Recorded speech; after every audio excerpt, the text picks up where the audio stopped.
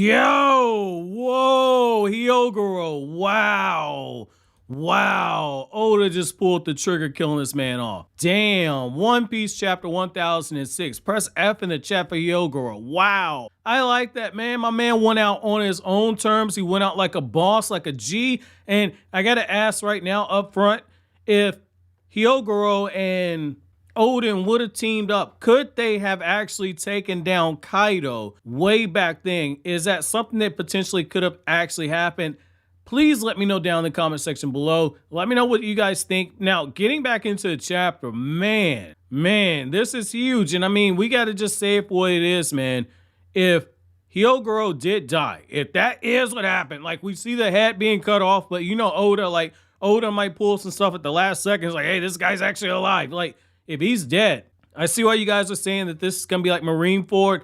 And I got to say, man, this is a death. It's not on the same level of somebody like Ace, but we did see how, you know, Hyogoro and Luffy, they had quite of a bond built right there. And I think that this is a fitting payoff right here because the man was able to fight. He was able to kind of show off what his prime power would have been like and then also take out some of the enemy. And his death wasn't for anything. And he was able to have his life end before he was able to damage any of the people around him. So I like that. Again, he was able to go out on his own terms. Like, that was pretty big right there. Now, going back to the start of the chapter, I have to say, when you have Yamato and she's just going through and she's knocking people all over the head, you have this moment where they're trying to figure out exactly where Momo is. And this dude, Momo, the way this man's got like the perverted face drawn and he's riding on Yamato's back, like this man, like Jesus Christ, man, this man's a freaking perv, man. Like the way this man's got like the nostrils just flared up, like that's freaking hilarious. But you know, the whole time they're like, where in the world is Yamato? Where in the world is Momo at? What's going on here? And you see how Shinobu and Yamato, they're clearing the way, and you see how they talk about the fact that like, we got to get this broadcast out. We got to say exactly where Momo is. And it looks like they're climbing up. So it's like, are they trying to get up there to where Kaido is? That's suicide for Momo. But I can kind of see why Oda want to kind of do this because, you know, Momo does have the issues with Kaido that does need to be resolved in terms of potentially doing what I hope for, which is allow Momo to get that final blow on Kaido or play a huge role in bringing down that character, but also you get the opportunity for Yamato to kind of come full circle and carry out this whole thing of, well, I'm going to be Oden 2.0 and I'm going to stand up against my father. So, I mean, I'm okay with Yamato being given that opportunity. I think she's earned it, but I got to say, man, the way that Oda is teasing Sanji saying, like, I wonder who this young master Yamato is. Like, I cannot wait to see Sanji because, like, Sanji's going to get confused because Yamato is going to refer to herself as being Oden and Sanji's going to be so confused when it happens. That's going to be freaking hilarious. Now, I got to say, like, when Sanji was saying, which way do I need to go? Which side needs me more right now? I think that more than likely,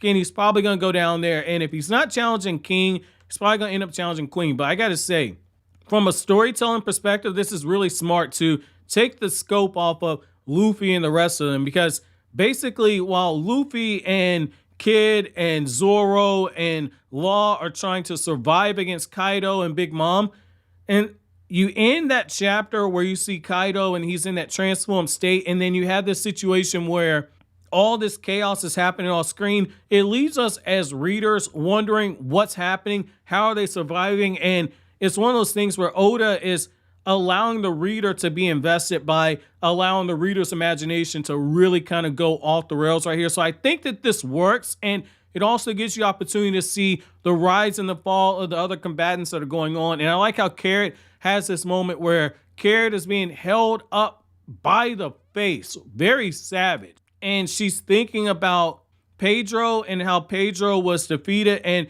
the way that she's just thrown onto the ground. I love seeing that right there. I love seeing just the defeat that you see with Carrot right here. And it's just going to show us that when she gets back up and Carrot finds a way to start fighting again, I think that there's going to be a payoff here. And I like how you also get that shot of like Drake and Hyogoro standing there side by side. And you see how on the other page, how Chopper is dealing with the side effects and he's still trying to get that cure. Chopper's putting in that work right there. I absolutely love it. Like Chopper's being a straight up frontline worker, the same way at the frontline workers when you had the coronavirus going on. So I thought that that was kind of crazy that, you know, Chopper is continuing to put his life on the line right there. He's showing that medical oath. I thought that that was cool. Good character development for Chopper. Now, what I also like about this too is that a few of them are kind of wondering, like, why in the world is Drake working on the side of the Straw Hats? And you got Queen. Queen is continuing to look over the situation. And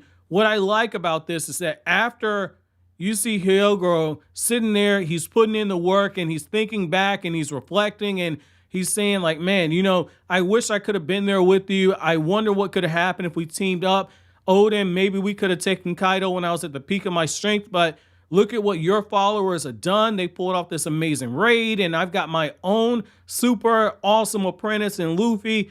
Dawn's going to be coming to Wano right now. Like, I love that just build up to Hyogoro's death. Like, I thought that that was kind of cool to see that. And I like how Marco is facing off against King. I thought that that was a nice payoff right there. And I like how Marco is just continuing to put in the work. And even though it looks like he might be a little bit outmatched, Marco is just continuing to show that, like, yo, the Whitebeard pirates, they're still here. I'm embodying that will. I'm about to put my foot up your ass. I like that moment from Marco right there where Marco is just continuing to put in the work and he's rooting on Chopper this entire time.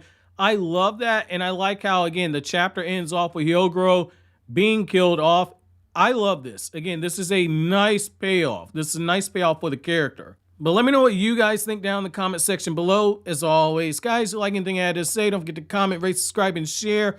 Thank you so much for watching to the end. Have an awesome day, guys.